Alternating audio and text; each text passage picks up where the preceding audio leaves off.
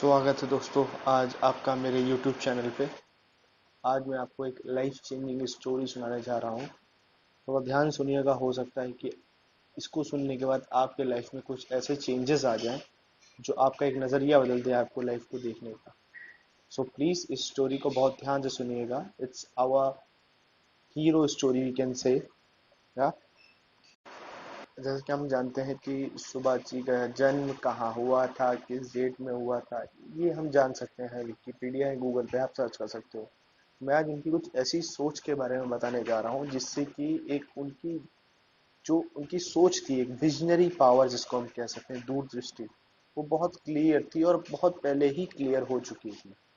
तो आइए हम बात करते हैं पहले पॉइंट पर। जैसे कि हम इनकी बात कर रहे हैं विजनरी पावर, दूरदृष्टि की। इन्होंने पहले ही ये चीज सोच लिया था कि जो हम जिस देश के लिए लड़ रहे हैं, जिस देश को हम आज़ाद कराना चाह रहे हैं, उसके लिए अहिंसा के पथ पर चलकर हम अपने देश को आज़ाद नहीं करा पाएंगे। इसीलिए उन्होंने बहुत पहले ये धारणा बना ली थी कि अगर हमें देश आज़ाद कराना है तो हमें उसके लिए लड़ना होगा। तो अपनी इसी विजनरी सोच के कारण ये समझ चुके थे कि अगर हमें किसी से लड़ना है तो पहली बात तो जो ब्रिटेन मतलब ब्रिटिशर जो हम पे राज कर रहे थे, ये बहुत स्ट्रांग थे, इनके पास आर्मी थी। तो एक आर्मी से लड़ने के लिए अकेला आदमी तो लड़ नहीं सकता है, तो उसके लिए इन्होंने आर्मी गठित की जिसका नाम आगे चल के आजाद हिंद फौज पड़ा। उसके लिए पहले इन्होंने ये सोच लिया था कि इस हमारी आर्मी को चलाने के लिए रिसोर्सेज की भी जरूरत पड़ेगी, हेल्प की भी, मदद की भी जरूरत पड़ेगी, हथियारों की भी जरूरत पड़ेगी। तो इसके लिए पहले इन्होंने जर्मनी में अपना हाथ बढ़ाया। तो ये छुपते छुपाते किसी तरह से बॉर्डर क्रॉस करके अपने इंतजाम करके ही जर्मनी पहुंचे, वहां पे हिटलर से मिलने की। तो जैसा कि आपको मालूम ही है कि हिटलर एक अपने में बहुत बड़ा और शक्तिशाली आदमी था और उससे मिलना इतना आसान नहीं होता था, बट कैसे तैसे इन्होंने मैनेज किया और हिटलर से मिलने के इनका अपॉइंटमेंट फिक्स हो गया। तो ये हिटलर के ऑफिस जाते हैं, वहां पे हिटलर आते हैं और हिटलर इनसे हाथ बढ़ा के पूछते हैं, हेलो, मैं हिटलर हूँ, बताइए मैं आपकी क्या सहायता कर सकता हूँ। तो इनका पहला ही उत्तर ये होता है कि मैं सुभाष चंद्र बोस इंडिया से आया हूँ और मुझे हिटलर जी से मिलना है। ये खुद हिटलर को बोल रहे हैं कि मुझे हिटलर से मिलना है। अमेजिंग, मतलब ये कैसे हो सकता है। तो वो चला गया अंदर। फिर ऐसे ही दूसरे एक और अंदर से शख्स आया जिस शक्ल, हाव भाव, रंग रूप, कपड़ा पहनने का तरीका भी हिटलर ही जैसा था। उन्होंने बोला, हाय आई एम हिटलर, बताइए मैं आपकी क्या सहायता कर सकता हूँ।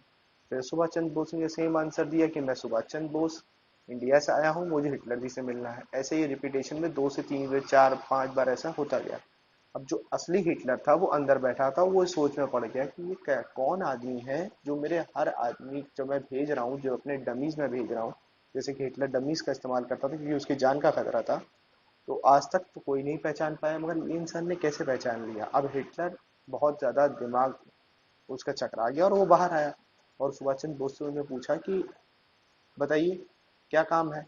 बस इतना बोलकर सुभाष चंद्र बोस की तरफ देख के वो सोचने लग गया कि मतलब कैसे पहचान सकता है। तो सुभाष चंद्र बोस खड़े हुए और उन्होंने नमस्कार किया। उन्होंने बोला कि मैं सुभाष चंद्र बोस इंडिया से आया हूँ और मुझे आपकी सहायता चाहिए। लेकिन वो सब, जो हिटलर का आंसर था कि वो सब छोड़िए, पहले आप ये बताइए कि मुझसे पहले जितने भी लोग आए और उन्होंने आपसे हिटलर जैसे ही, जैसे मैं बात कर रहा हूँ वैसे उन्होंने भी बात की, तो आपने पहचाना कैसे।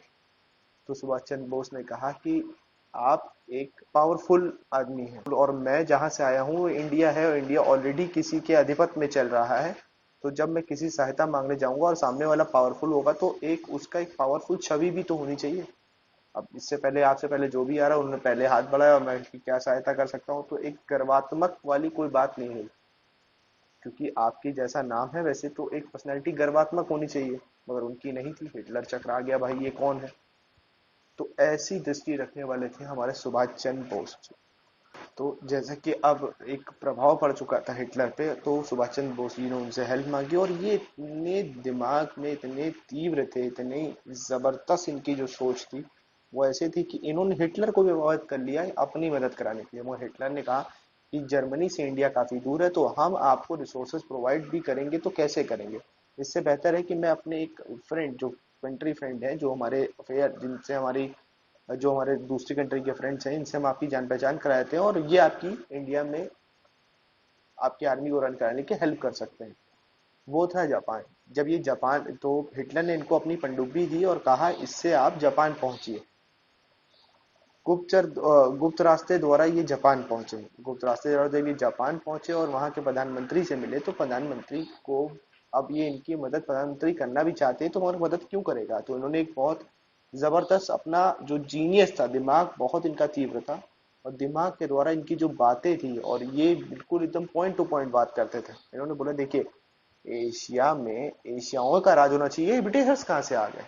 अब प्रधानमंत्री जो थे वो हमारे, जो जापान के उस टाइम प्रधानमंत्री थे, वो चकरा गए। बात तो सही कह रहा है, एशिया में एशिया का राज होना चाहिए और ब्रिटिशर्स कहाँ से आ गए, बात तो सही है। तो पहली चीज, और दूसरी चीज, आप हम अगर हमारी मदद करेंगे तो इससे आपका भी नाम होगा और हम भी आपसे जुड़ पाएंगे। कल को आपको जब सपोर्ट की जरूरत होगी तो हम खड़े हैं, क्योंकि एशिया को संयुक्त होना चाहिए, आप भी एशिया में हम भी एशिया में। तो भाई जापान का प्रेसिडेंट बोला कि हाँ भाई बात तो सही है, और इन्होंने अपना प्रभाव उसके ऊपर छोड़ा, तो और वो प्राइम मिनिस्टर मान भी गए कि मैं आपकी मदद करने के लिए तैयार हूँ। तो वहां से आजाद हिंद फौज को रिसोर्सेज मिलने लगी।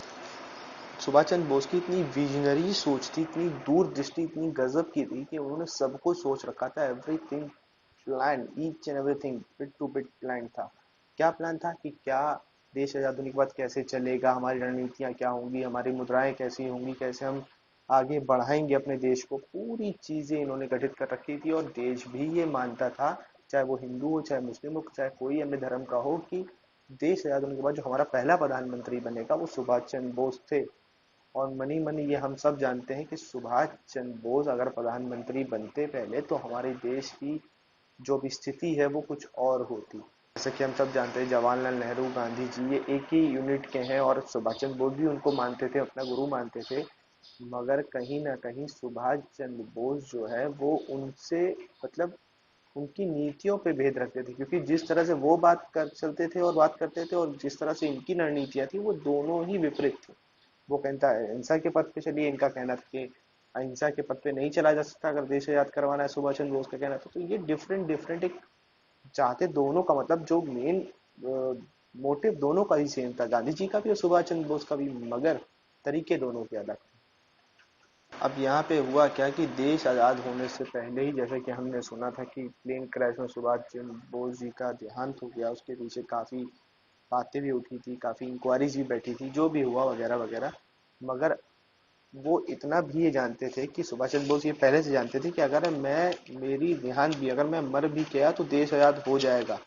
उन्होंने पूरी स्ट्रैटेजी बना रखी थी, और स्ट्रैटेजी आगे काम भी है। इनके तीन मेन लीडर थे जिन्होंने आगे आजाद हिंद फौज को बढ़ाया। और जब सुभाष चंद्र बोस जी का डेथ हुआ, तो इन तीनों जो जो तीन जनरल थे इनके, कह सकते हैं जो थ्री मेन लीडर्स थे इनके फौज के, वो अंग्रेजों द्वारा गिरफ्तार कर लिए गए, उनको प्रताड़ित किया गया, मारा जा रहा था। तो अंदर ही अंदर इंटरनली, क्योंकि कहने के सेंस में तो ये है ना कि जो अंग्रेज की फौज थी, जो ब्रिटिशर्स की अपनी एक आर्मी जो थी, जो वायु सेना, थल सेना और जल सेना, जितनी भी थी आर्मी, ये सब जितना भी सब कुछ था इसमें, तो ऑलमोस्ट मतलब 90% तो इंडियंस थे, 10% ब्रिटिशर्स थे। मतलब 40,000 ब्रिटिशर्स थे, और बाकी मान के चलिए 40 लाख हमारे इंडियंस थे। अब 40,000 40 लाख को गवर्न करते थे, चलाते थे। मगर अब क्या होने लगा, एक रेवोल्यूशन सा छिड़ गया, बिकॉज सुभाष चंद्र बोस इधर की डेथ हुई, और उनके डेथ के बाद ये लोग ने उनके लीडर्स को मारना शुरू कर दिया। तो इंडियंस में एक आक्रोश भर गया था। क्या हुआ कि हर सेना में, मतलब वायु सेना, जल सेना, थल सेना, सब में एक विवाद, इंटरनली एक विवाद चढ़ गया, कि रिवोल्ट स्टार्ट हो गया कि नहीं, अब तो हमें देश आजाद करवाना ही करवाना है। अब अंग्रेजों की यहाँ पे कमर टूट गई। अंग्रेज सोचने लगे कि हम तो इनको जॉब भी दे रहे हैं, पे भी कर रहे हैं, और ये हम ही को मार रहे हैं। अब यहाँ से लोग भागना स्टार्ट कर दिया उन्होंने। तो उस टाइम प्रेसिडेंट जो थे वो क्लाइंट एटली थे, 1945 से 1951 तक क्लाइंट एटली प्रेसिडेंट रहे थे। तो क्लाइंट एटली ही ऐसे थे जिन्होंने कहा कि अब तो देश छोड़ना पड़ेगा, क्योंकि अब हम लोग संभलेगा नहीं। और सेकेंड वर्ल्ड वॉर के बाद ब्रिटिश से आर्मी मंगाना भी बहुत बड़ी बात होती थी, कि आर्मी मंगाए तो मंगाए कैसे।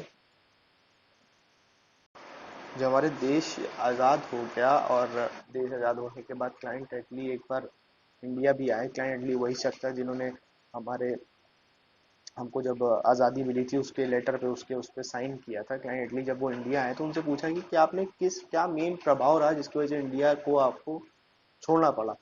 तो क्लाइंट ली ने साफ लफ्जों में कहा कि जब सुभाष चंद्र बोस जी का देहांत हुआ, वो जब उनका एक्सीडेंट हुआ, जब वो मर गए, उसके बाद हमारे आर्मी में जितनी भी हमारी आर्मी के ग्रुप थे, इंटरनली एक विवाद होना शुरू हो गया था, because we are paying to them, हम उनको पे भी कर रहे हैं और उल्टा वो रिवोल्ट कर रहे हैं, हमारे लोगों को मार रहे हैं। तो हमारा सरवाइव करना बहुत मुश्किल हो गया था। तो वहां पे एक मिनिस्टर थे, उन्हें पूछ बैठे कि क्या गांधी जी और जवाहरलाल नेहरू का कोई इसमें रोल नहीं था। तो उन्होंने बोला इसमें रोल था, मगर जिस हिसाब से सुभाष चंद्र बोस जी का इफेक्ट हमारे उस पर पड़ा था, उसमें इनका इफेक्ट कुछ नहीं था। तो जैसा कि मैंने कहा कि इनकी लाइफ के बारे में जान के हमें अपनी लाइफ के बारे में बहुत कुछ सीखने को मिलता है, और हमें सीखने को मिला भी है। आगे मैं ऐसी स्टोरीज आपके लिए बनाता रहूंगा और लाता रहूंगा। कृपया आप प्यार दें और सहयोग करें।